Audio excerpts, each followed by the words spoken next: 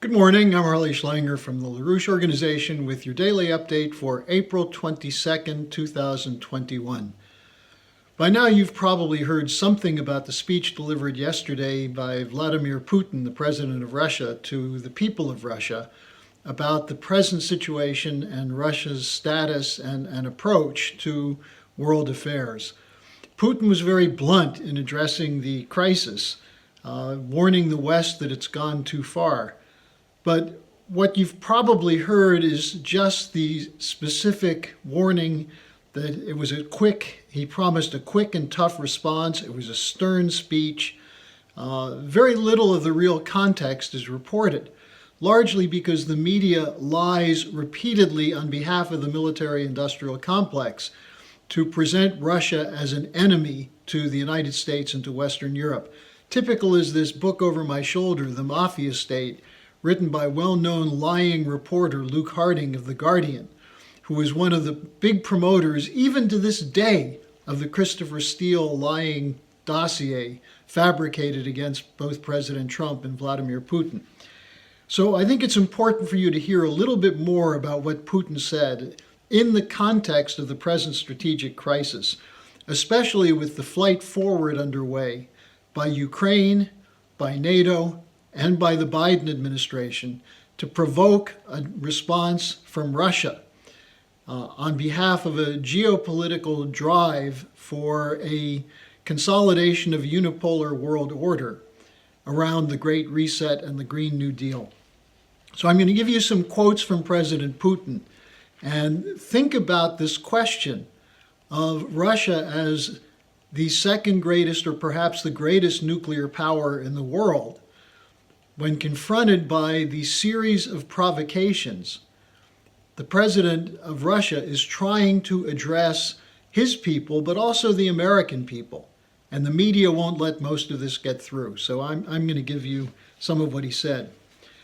He said, the meaning and purpose of Russia's policy in the international arena is to ensure peace and security for the well-being of our citizens, for the stable development of our country. Russia certainly has its own interests we defend and will continue to defend within the framework of international law. And, he added, if someone refuses to understand this obvious thing or does not want to conduct a dialogue and chooses a selfish and arrogant tone with us, Russia will always find a way to defend its stance. At the same time, President Putin continued, unfortunately, everyone in the world seems to be used to the practice of politically motivated, illegal economic sanctions and to certain actors' brutal attempts to impose their will on others by force. But today, this practice is degenerating into something even more dangerous. I'm referring to the recently exposed direct interference in Belarus in an attempt to orchestrate a coup d'etat and assassinate the president of that country. At the same time, it is typical that even such flagrant actions have not been condemned by the so-called collective West.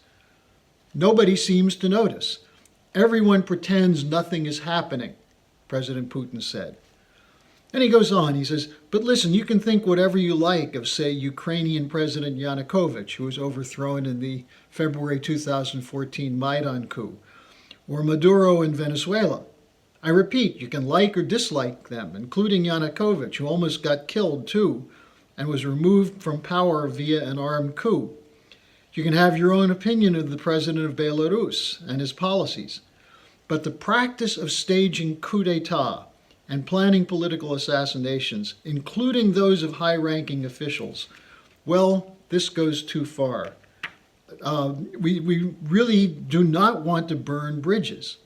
But if someone mistakes our good intentions for indifference or weakness and intends to burn or even blow up these bridges, they must know that Russia's response will be asymmetrical, swift, and tough. Those behind provocations that threaten the core interests of our security will regret what they have done in a way they have not regretted anything for a long time. At the same time, I just have to make it clear, we have enough patience, responsibility, professionalism, self-confidence, and certainty in our cause, as well as common sense. when making a decision of any kind. But I hope that no one will think about crossing the red line with regard to Russia. We ourselves will determine in each specific case where it will be drawn. Now, that is a fairly tough speech, and he concluded by saying that he is reinitiating his call for a personal meeting of the heads of state of the permanent 5 members of the UN Security Council. He made this proposal in January 2020, and he said he hopes this will materialize soon. Now, let me just give you an example of what he was referring to in terms of the bad intentions and everything else going on. Because all we hear about Russia is that it's aggressive, it has malign intent, it's violating the rules-based order. Well, does the rules-based order allow sanctions that kill and coups that destroy governments? Here's what the countries the U.S. currently has sanctions on: Iran, Venezuela, Syria, China, and Russia.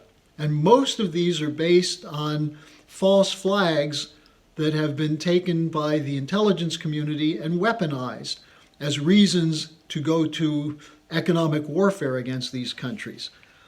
Regime change coups in the recent years in Libya, in Ukraine. A coup in the United States against Donald Trump run by these same networks called Russiagate and Ukrainegate. Coups that failed in Syria and Belarus. And the U.S. is still engaged in wars in Afghanistan, to some extent in Syria, and backing the Saudi war, which is committing genocide against the people of Yemen. And there are U.S. troops all over Africa, all over Asia, and more armaments coming, more new weapons coming from the latest defense budget. This is what Putin is addressing. And I repeat what Mrs. LaRouche has raised in a recent webcast. How is it humanitarian to kill children, supposedly to protect them from a dictator who was not threatening the children before the civil war was launched? The civil war in Syria was fully funded. Troops were trained for the jihadists by U.S. mercenaries and CIA networks. So where is the violation of the rules-based order? Now, if you want to talk about U.S. violation of human rights, there are all things you could talk about. And I would start with the slave labor system in U.S. prisons. This certainly is a violation of international law. But let's take a look at 2 other cases. One is the persecution of Roger Stone, who was targeted as part of the Get Trump apparatus, who was dragged through the courts, who was convicted in a phony series of charges, who was smeared in the media. His business was destroyed. They tried to destroy his reputation. And when he was pardoned by President Trump, based on the fact that there was no evidence that he did what he was accused of doing, after he was pardoned, what happens?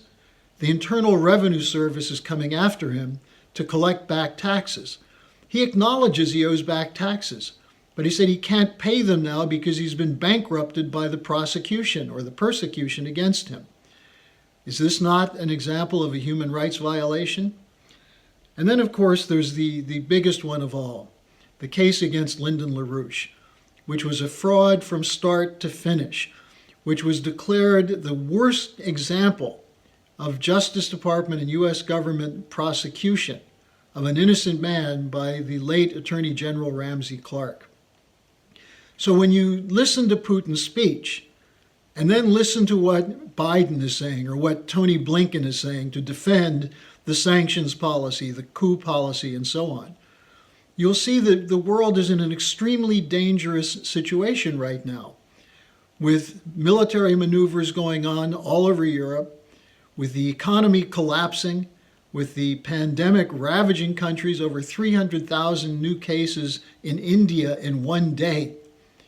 And under these circumstances, instead of peaceful cooperation, instead of reconstruction of war-torn areas, what we're seeing is more threats of chaos, of new wars, of new regime changes.